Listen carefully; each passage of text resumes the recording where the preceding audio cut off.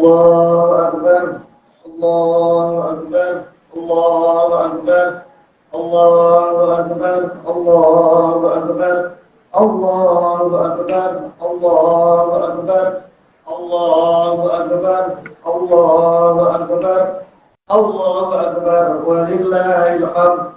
Alhamdulillah, alhamdulillahillazi anzala al-'aida min akbari sa'airil Islam. Asyhadu an la ilaha illallah wahdahu la syarika lah, ilahu dibtala Ibrahim khaliluh, wa asyhadu anna sayyidana wa nabiyyana Muhammadan abduhu wa rasuluh. Allahumma shalli wa sallim wa barik ala sayyidina Muhammadin wa ala alihi wa sahbihi kama shallaita wa sallamta ala Ibrahim wa ala ali Ibrahim wa sallim tasliman katsira. Amma ba'du, ayyuhal muslimun, usikum wa nafsi bitaqwallahi wa kunu ma'al muqarrabin. Ittaqullaha haqqa tuqatih wa la tamutunna illa wa antum muslimun. Qala Allah ta'ala fi kitabihil aziz, a'udzu billahi minasy syaithanir rajim. Inna a'tainakal kautsar fasalli li rabbika wanhar, inna syani'aka huwal abtar. Hadirin wal hadirat sidang Idul Adha rahimakumullah.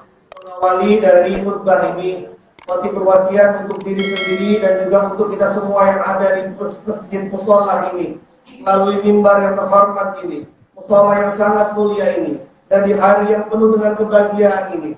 Marilah kita semua terus berupaya untuk meningkatkan ketakwaan kita kepada Allah Subhanahu wa Ta'ala.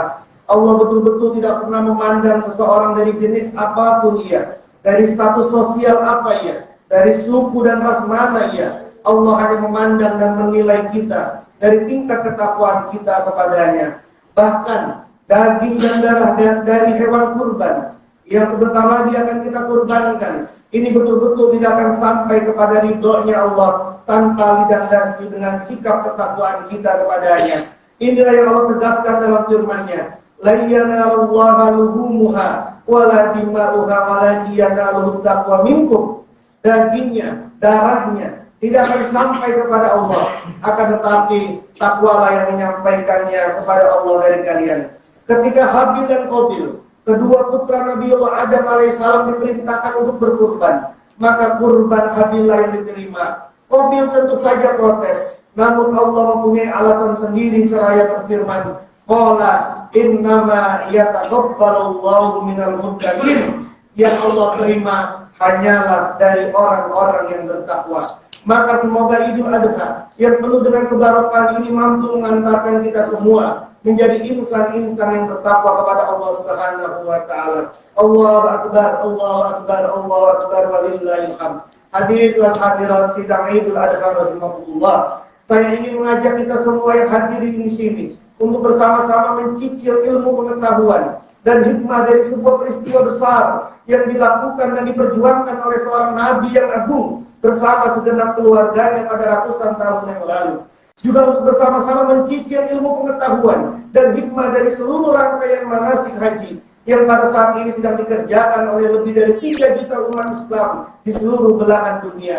Kita mulai dari ibadah wukuf di Padang Arafah. Kita semua bisa mengambil pelajaran dan kearifan dari prosesi wukuf ini, di mana semua manusia dari pengangguran hingga pejabat tinggi negara berkumpul menjadi satu di tempat yang sama dengan pakaian yang sama. Pakaian ihram yang berwarna putih itu melambangkan bahwa kita tidak mempunyai klaim dengan mengaku yang paling baik. Warna ini juga menunjukkan sikap rendah hati.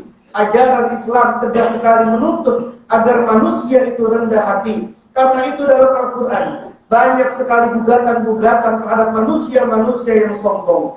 Hukum telah mengajarkan kita arti sebuah kebersamaan. Setelah selesai wukuf, maka kita bergerak menuju Mina untuk melakukan pertempuran dengan setan. Namun syariat menuntut kita untuk singgah terlebih dahulu di Musdalifah. Di tempat ini, kita diminta untuk menyiapkan bekal pertempuran. Karena tidak mungkin peperangan dilakukan tanpa adanya bekal yang cukup, taktik dan strategi yang terancang dan terencana.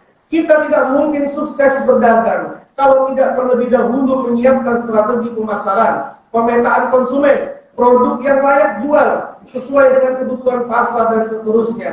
Maka ibadah ini mengajarkan betapa segala langkah kita harus betul-betul diukur dan terencana serta dipersiapkan semaksimal mungkin agar tercapai apa yang menjadi cita-cita dan keinginan kita. Hadirin sidang Idul Adha rahimakumullah. Ibadah tawaf juga mengajarkan kita banyak hal.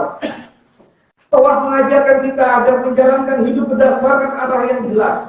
Kesalahan arah kita dalam bertawaf akan menimbulkan benturan-benturan dengan banyak hal. Seseorang yang melakukan kejahatan sama seperti bertawaf dengan arah yang berlawanan, maka ia pasti akan bertabrakan dengan hukum dan norma di masyarakat. Kalau bangsa ini adalah bangsa timur, maka berlakulah layaknya masyarakat timur. Tidak perlu meniru-niru gaya barat. Sebab itu pasti akan menimbulkan benturan dengan budaya kita. Begitu seterusnya.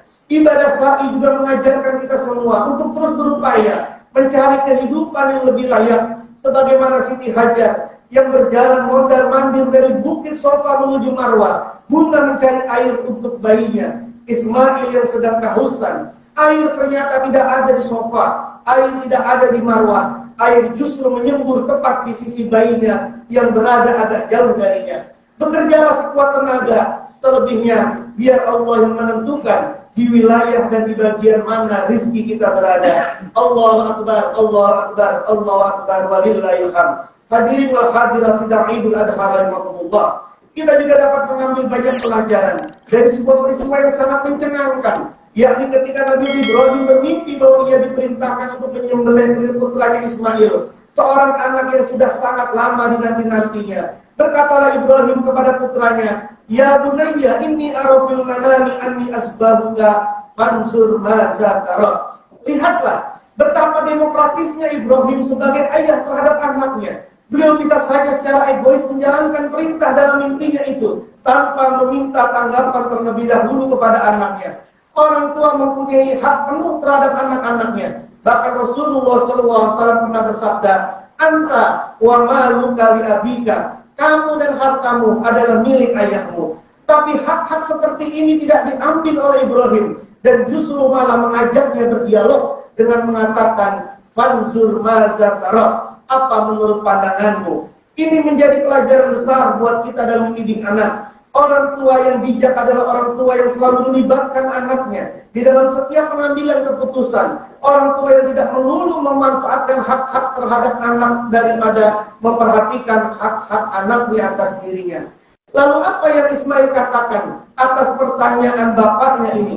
Qala ya abati if'al ma tu'mar satajiduni insyaallahu minas sabirin. Wahai ayah, kerjakanlah apa yang sudah diperintahkan kepadamu. Insyaallah engkau akan menyumpaiku termasuk orang-orang yang bersabar. Inilah jawaban yang keluar dari seorang anak kecil bernama Ismail. Seorang anak yang saat itu menurut riwayat baru berumur 7 tahun. Tidak ada bantahan yang keluar dari mulut Ismail. Ia paham betul bahwa ini benar-benar perintah Allah melalui ayahnya yang wajib untuk dipatuhinya. Bahkan ia tidak menuntut balasan apa-apa kecuali harapannya agar ia tergolong sebagai orang yang bersabar. Ia tidak menuntut kemuliaan. Ia pun juga tidak meminta surga. Ia hanya mengharapkan agar ujian yang telah Allah tetapkan ini membuatnya mampu menjadi orang-orang yang bersabar. Bersabarlah kita atas ujian dengan cara mengintrospeksi, melihat kembali kelakuan-kelakuan kita selama ini, baik kepada Allah atau terhadap sesama manusia, terhadap hewan, terhadap tumbuh-tumbuhan dan terhadap alam semesta ini. Mengkoreksi diri semacam inilah yang mampu mengantarkan kita sebagai orang-orang yang bersabar atas musibah, atas ujian dan bencana di negeri ini. Setorlah kesabaran, maka Allah kasih kepada kita ganjaran yang tidak terkira. Innama yuwaffas sabiruna ajrahum bighairi hisab. Allahu akbar, Allahu akbar, Allahu akbar, walillahil hamd. Falamma aslama wa tallahu lil jabin. Maka ketika Ibrahim dan Ismail sudah berserah diri, bahkan Ibrahim sudah membaringkan Ismail di pelipisnya, siap untuk disembelih, Allah pun kemudian berseru memanggil Ibrahim, "Ya Ibrahim, qad sadaqta ru'ya, inna kadzalika najzil muhsinin." Wahai Ibrahim, engkau telah lulus menjalankan perintahku yang telah kusampaikan melalui mimpimu. Sesungguhnya seperti itulah balasan kami atas orang-orang yang berbuat baik. Ini benar-benar ujian yang nyata. Aku tidak benar-benar ingin anakmu Ismail disembelih, karena aku haramkan penumpahan darah atas manusia kecuali dengan hukum-hukum yang telah aku tetapkan. Wa fadainahu bizibhin azim, maka sebagai gantinya kami tebus putramu Ismail ini dengan seekor sembelihan yang besar yang kami ambilkan langsung dari surga, diantarkan oleh utusan kami Jibril alaihissalam. Jibril melihat kejadian ini dengan penuh rasa haru dan takjub seraya mengucapkan Allahu Akbar, Allahu Akbar, Allahu Akbar. Ibrahim yang mendengar kalimat ini langsung menyahutnya dengan ucapan La ilaha illallah wallahu akbar. Dan Ismail pun seperti tidak ingin ketinggalan bagian. Ia menyahutnya dengan kalimat Allahu Akbar walillahil hamd. Maka bergemalah kalimat ini ke seluruh semesta. Semua umat muslim mengumandangkannya hingga hari ini. Inilah kalimat takbir yang menjadi representasi dan perwujudan cinta dan kepatuhan yang total dari tiga makhluk Allah mulia, yakni Nabiullah Ibrahim, Ismail, dan malaikat Jibril alaihissalam. Allahu Akbar, Allahu Akbar, Allahu Akbar walillahil hamd. Hadirin sidang Idul Adha rahimakumullah. Kita tentu tidak mau kehilangan momentum dan bagian dari kebajikan, kearifan dan ilmu pengetahuan dari ibadah-ibadah yang dikerjakan pada hari-hari ini. Kita tentunya ingin ada energi baru selepas hari raya Idul Adha daripada sekedar menikmati tusukan sate hasil dari daging kurban. Maka inilah sedikit hal yang bisa kita ambil dari hamparan kemuliaan yang telah Allah persiapkan untuk kita semua. Kita tetap berharap kepada Allah. Semoga selepas hari ini kita semua menjadi manusia-manusia pengorban sejati yang merelakan diri kita untuk melakukan sesuatu yang terbaik untuk masyarakat, untuk bangsa, terutama untuk agama kita. Kita mohonkan juga kepada Allah agar semua yang melakukan ibadah kurban pada tahun ini diterima kurbannya oleh Allah.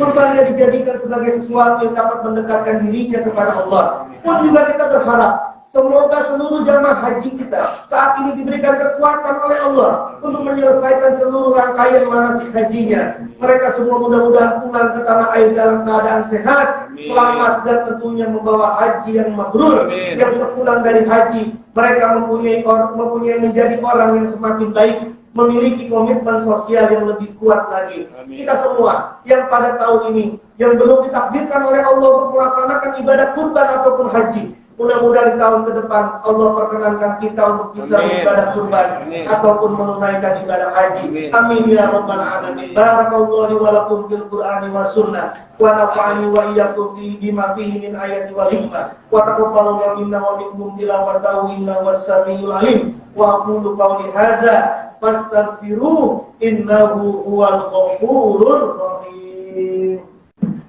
Allahumma salli ala sayyidina Muhammad wa ala ali sayyidina Muhammad.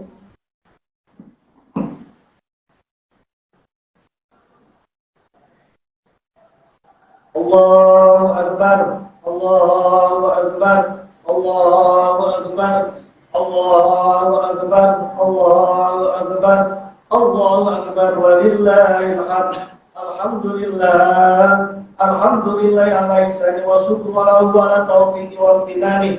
Wa asyhadu an la ilaha illallah wahdahu la syarika lah, lahu ta'zimun lisani. Wa asyhadu anna sayyidana Muhammadan abduhu wa rasuluh adda'i ila ridwani. Allahumma salli wa sallim wa barik ala sayyidina Muhammadin wa ala alihi wa ashabihi wa man tabi'a sunnatahu wa jama'atah. Amma ba'du fa ya ibadallah ittaqullah haqqa tuqatih wa la tamutunna illa wa antum muslimun. Ittaqullah ta'ala fima amar wa antahu amma nahyu wa zajar wa'lamu anna Allah ta'ala amarukum bi amri bada fi bi nafsi wa sanna bi malaikati bi kursi wa salasa bikum ayyuhal mu'minuna min bariyati jinni wa insi fa qala ta'ala mukhbiran wa amira inna Allah wa malaikatahu yusalluna 'alan nabi ya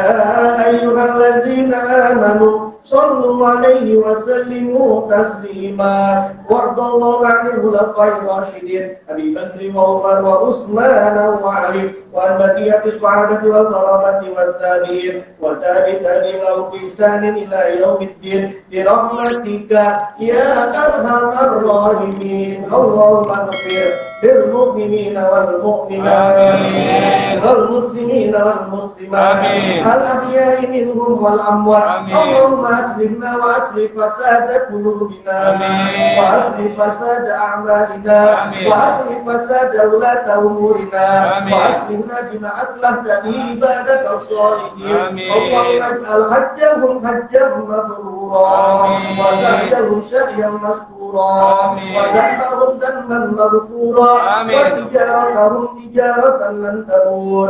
يا عالم ما في الصدور أخرجنا من الظلمات إلى النور. اللهم يسر لنا زيارة مكة والمدينة بحق سيدنا محمد صلى الله عليه وسلم. اللهم بلغنا نشوره. ربنا تقبل منا إنك أنت السميع العليم وتب علينا إنك أنت التواب الرحيم. ربنا آتنا في الدنيا حسنة وفي الآخرة حسنة وقنا عذاب النار. عباد الله إن الله يأمر بالعدل والإحسان وإيتاء ذي القربى وينهى عن الفحشاء والمنكر والبغي يعظكم لعلكم تذكرون. فاذكروا الله العظيم يذكركم واذكروا على نعمه يزدكم ولذكر الله أكبر. والله الموفق إلى قوم الطريق. السلام عليكم ورحمة الله وبركاته.